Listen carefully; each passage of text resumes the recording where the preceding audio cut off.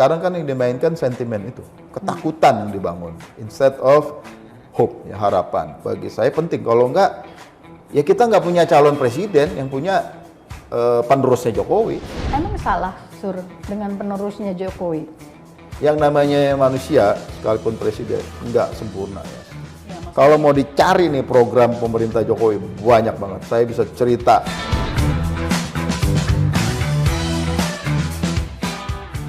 Setelah statement yang menghebohkan itu ada friksi-friksi nggak dari dalam partai? Artinya kan ketika Surya mengundurkan diri, komunikasi kepada partai kan nggak berjalan dengan yang sesuai yang diharapkan, kan seperti itu. PSI udah bilang tidak akan mendukung Anies Baswedan. Jadi kalau Surya misalnya mau menjelaskan keunggulan Mas Anies, ya menurut aku sih yang pas nonton tayangan itu juga kayaknya kok sulit ya. Emang harusnya tetap di situ dengan capres mereka atau ya menarik diri kan begitu. Buat saya politik itu tidak bisa cuma menggunakan sentimen ya. Walaupun politik sendiri permainan sentimen. Kan misalnya kita rekrut orang ada 2 sama-sama baik. Pilih yang mana? Yang srek di hati. Jadi sentimen selalu bermain. Cuman jangan di depan sentimen itu. Jadi objektivitas, akal sehat buat saya penting dalam politik. Kalau enggak, apa bedanya partai ini dengan partai lain? Karena partai lain semuanya barangkali bermain itu aja gitu loh. Karena saya pikir PSI itu partai yang rasional, memikirkan meritokrasi, melihat objektivitas. Pertemuan-pertemuan yang cukup sering dengan Gubernur Anies, salah satunya difasilitasi oleh DPW PSI. Ya nggak tahu ya, mungkin strategi politik ya. Dan buat saya udah nggak cocok. Ternyata dari pertemuan-pertemuan itu Surya jadi pindah ke lain hati gitu. Pindah ke lain hati ya bagaimana? Saya hatinya tetap. Hatinya tetap cuman apa? Kendaraannya. Hatinya tetap, maksudnya tetap gimana tuh? Ya politik dengan akal sehat, okay. dengan kita memberikan suasana yang kondusif. Pembangunan itu membutuhkan semua kelompok, semua golongan. Nggak bisa sendiri. Nggak bisa cuman sebagian aja. Ini kan kontestasi pemilu itu cuma untuk meraih kekuasaan. Tapi begitu berkuasa, dia harus ngajak seluruhnya. Cuma bukan seperti gaya sekarang ya, yang semua dimasukin ke dalam kabinet. Akhirnya tidak ada oposisi.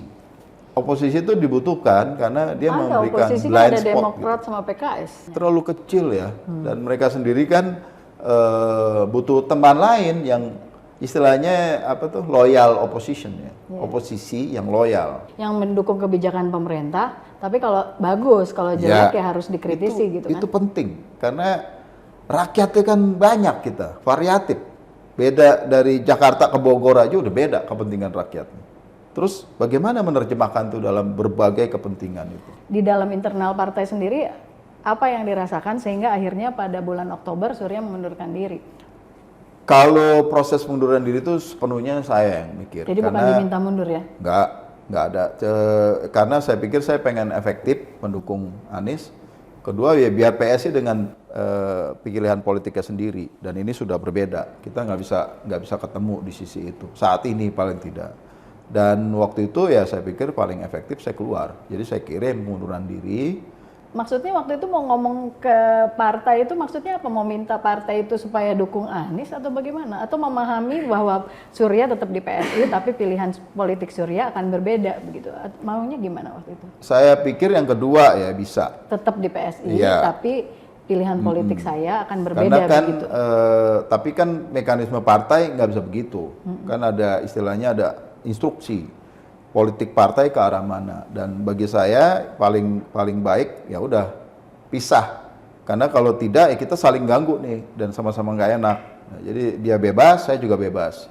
Saya nggak pernah ganggu PSI, saya nggak pernah jelek-jelekin PSI di publik, dan PSI juga mestinya begitu. Cuman kan ada aja lah teman-teman yang di basis, yang di bawah ini.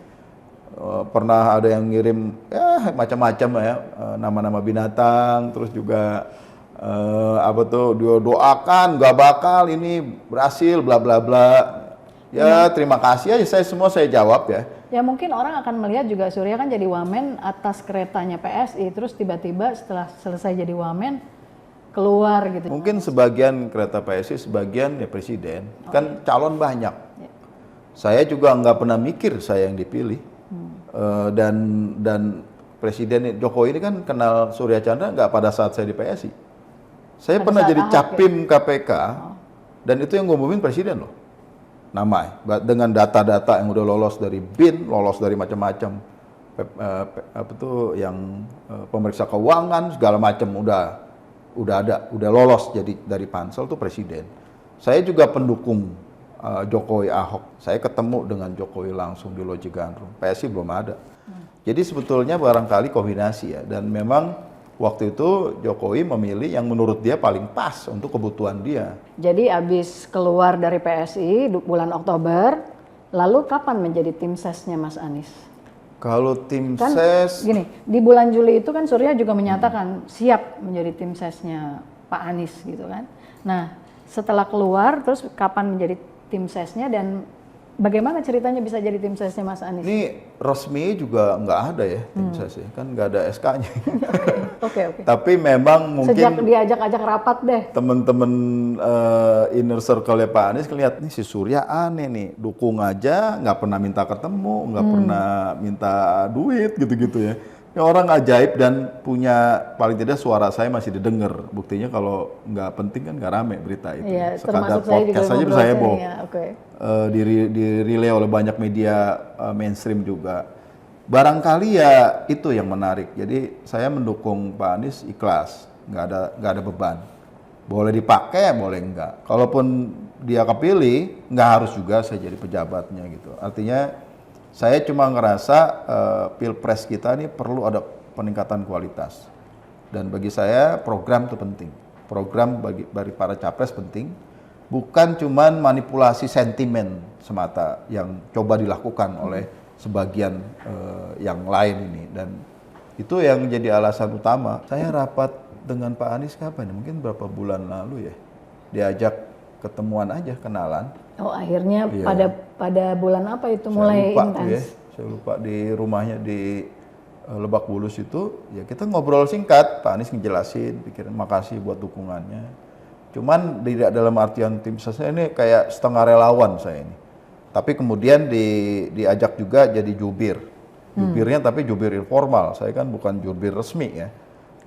Pak Anies punya sendiri seperti Pak Sudirman Said begitu atau tim-tim dia yang lain. Saya enggak. Dan dukungan saya ke Pak Anies ya tanpa syarat ya.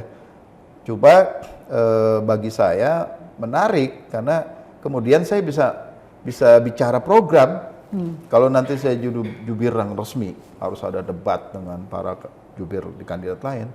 Selalu tawaran saya ke situ, memberikan objektivitas, argumentasi, make sense nggak gitu, dan kira-kira masuk akal nggak buat para pemilih, dan coba berani ngikutin itu, tawarannya itu, bukan cuman ketakutan. Sekarang kan yang dimainkan sentimen itu, ketakutan yang dibangun, instead of hope, ya harapan. Nah, Kampanyenya harusnya lebih ke program gitu ya, bukan black campaign. kombinasi kan tadi sentimen penting, dan ini bagi saya penting. Kalau enggak, ya kita nggak punya calon presiden yang punya penerusnya Jokowi. Padahal kita pingin ada kreativitas dong, Kan presiden baru. Emang salah Sur dengan penerusnya Jokowi? Yang namanya manusia, sekalipun presiden, nggak sempurna ya. Ya, Kalau mau dicari nih program pemerintah Jokowi, banyak banget. Saya bisa cerita, mungkin forumnya tidak tepat, tapi banyak banget. Karena pengetahuan saya itu tidak cuma pengetahuan dari luar, kan saya praktisi di dalam kabinet itu sendiri. Walaupun Wamen tidak ikut ratas ya, rapat Tidak terbatas. rapat terbatas kabinet ya. Karena Wamen, kalau menteri muda ikut ternyata, saya baru tahu belakangan. Tapi saya kan dapat risalah rapat. Apa yang dibahas di sana, saya selalu baca itu, saya analisis. Saya punya tim yang membahas itu juga. Bagaimana tindak lanjut arahan presiden di dalam kerja-kerja kementerian kita. Saya turunkan ke level dirjen, level direktur. Itu kombinasikan dengan yang dilakukan oleh menteri. Karena rapim aja nggak cukup. Rapim di kementerian itu nggak cukup. What next? Itu kan banyak detail-detailnya. Kasus tertentu yang jadi concern. Mana kita harus jadi piloting, mana yang kita bisa lakukan, apa yang dilakukan, siapa yang melakukan. Banyak banget detail. Nggak, artinya kalau dari yang Surya sampaikan, emang capres siapapun harus mengedepankan gagasan, bukan saya ini adalah penerus Jokowi, bukan kayak gitu ya? Ya, Jelas itu, dan kesimpulannya seperti itu. banyak yang bisa diperbaiki. Pak Jokowi punya kontribusi pada level tertentu, tapi sebagai bangsa kan kita nggak stuck di sini nih. Harus ada kreativitas, harus ada inovasi, harus ada yang bagi saya sekarang jadi krusial ya, itu manusia, pedulian pada manusia. Pak Jokowi banyak membangun infrastruktur. Sekarang kita bicara orangnya. Apa manfaat buat rakyat yang kecil-kecil ini? Bangun jalan tol ya, itu impactnya 10 tahun ya. Bahwa Pak Jokowi mau milih itu, boleh kita appreciate. Tapi ini dalam sekarang sampai 10 tahun, bagaimana dengan para korban ini, masyarakat terdampak? Yang dari kemarin sampai 2024 maksudnya gitu. Udah terjadi. Nah, ini kan dia jadi korban. Apa misalnya? Mereka jalan tol pasti ada yang digusur dong. Iya. Pasti ada tradisi yang hilang, masyarakat yang harus pindah, dapat ganti rugi. Kan bukan cuma duit, rakyat itu butuh. Contoh di DKI ya, kalau tadi nanya contoh.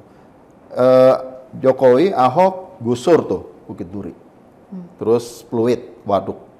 Dari sisi itu masuk akal nggak secara aturan? Masuk akal. Itu daerah hijau yang harusnya nggak boleh ada masyarakat. Kemudian dikasihlah rusun yang kemudian dibangun. Tapi buat saya belum selesai tugasnya Ahok, tugasnya Jokowi waktu itu. Tapi apa? Ini orang-orang di dalam rusun itu merasa diwongke sebagai manusia. Saya menemukan di Bukit Duri, saya menemukan di Kampung Akuarium.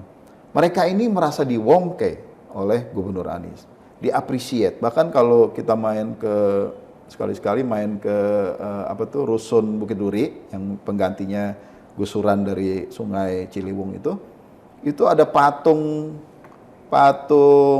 kucing yang ternyata kucing ini simbol perlawanan. Itu diresmikan oleh Gubernur Anies. Bagi dia itu jadi monumen ya, betapa ada memang negara perlu ngambil tindakan, pemerintah harus tegas pada sisi kayak gitu, that's fine. Tapi rakyat yang harus berkorban untuk kenyamanan kita yang lain ini penting dong diperhatikan. Nah, saya pikir Pak Anies itu melakukan itu. Dan persis menurut saya itu yang dibutuhkan hari ini.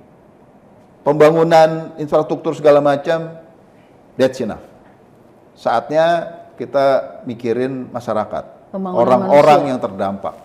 Bagaimana ini bisa meningkatkan kesejahteraan, paling tidak kebahagiaan mereka di tengah pengorbanan yang dia lakukan untuk pembangunan itu.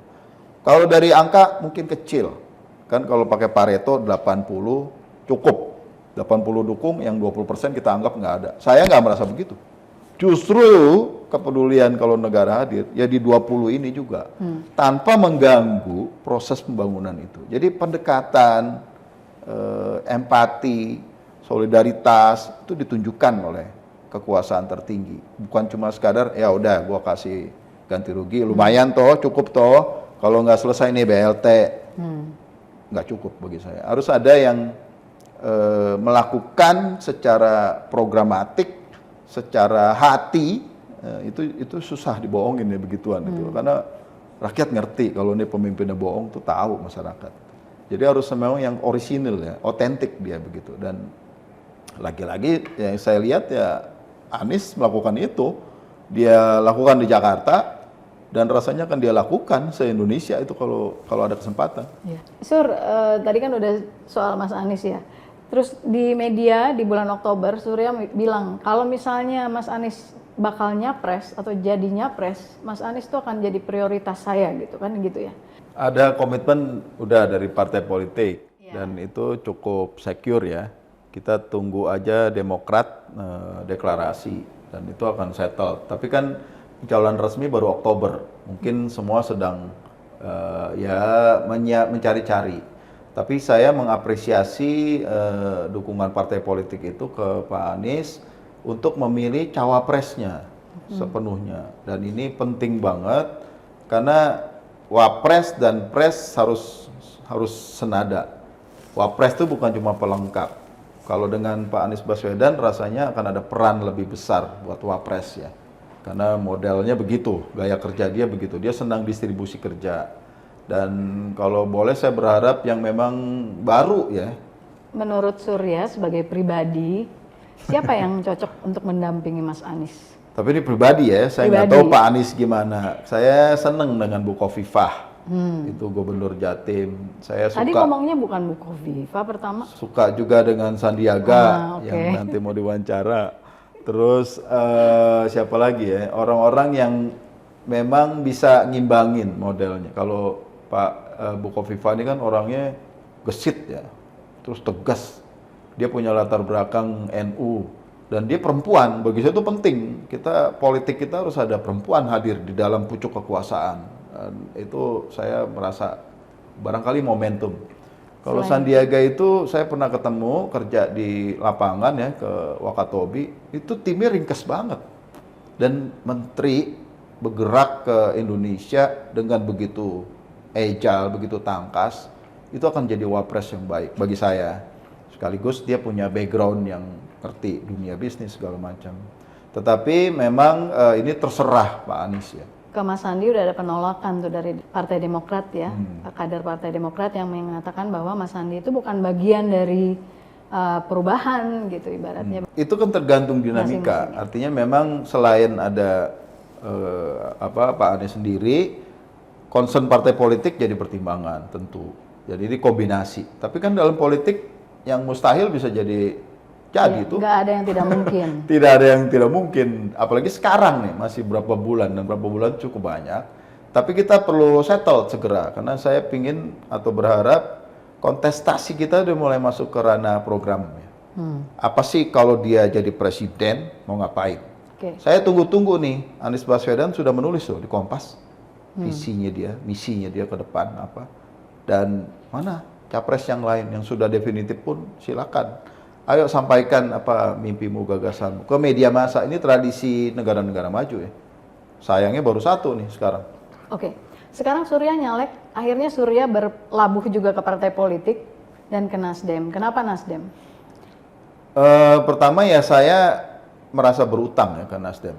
Bahwa Nasdem berani mencalonkan Anies Baswedan pada momen itu bagi saya penting sekali karena kalau ngerti situasi politik kita bisa jadi waktu itu calon tunggal loh. Iya. Tidak ada calon presiden. Masa calon presiden cuma satu? Nggak seru banget ya. Atau lawan kota kosong begitu. Jadi dukungan Nasdem kepada Anies Baswedan memecah ruang itu. Tidak lagi ada diskusi soal 3 periode misalnya. Atau melanjutkan pemerintahan. Kita merusak konstitusi kalau itu terjadi.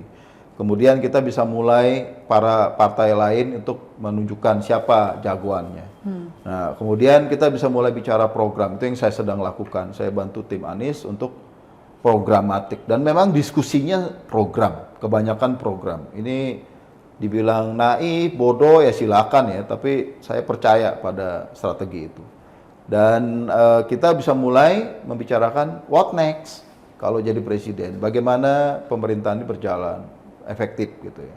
Artinya akan ada tim-tim delivery unit pelaksana yang dibawa presiden langsung. Surya nyalek di Nasdem, dari Nasdem itu di Dapil Jakarta ya. Jakarta berapa? Jakarta 3. Apa itu wilayahnya? Jakarta Utara, Jakarta Barat, Kepulauan Seribu. Nah itu ada incumbent-nya ya di situ. Ada Pak Saroni, satu-satunya anggota DPR dari Jakarta, Pak Saroni. Dan Surya memposisikan diri sebagai vote getter gitu aja ya. Kenapa? Ya kan udah ada Pak Saroni. Kesannya udah menyerah kalah begitu. Mungkin saya akan yang jelas ya, dapil itu ada 3 anggota DPR dari PDIP, itu 2 itu orang Tionghoa. Saya orang Tionghoa. Mungkin kalau mereka punya pendekatan baru, pendekatan yang cara dia kepilih, ya, tapi saya mau nawarin yang baru. Kalau mereka dulu masuknya ke level tertentu atau skop masyarakat tertentu, saya masuk ke yang lebih bawahnya lagi. Jadi masyarakat yang selama ini nggak pernah dengar suaranya dalam percaturan politik atau ya subjek atau seobjek dari money politics gitu loh.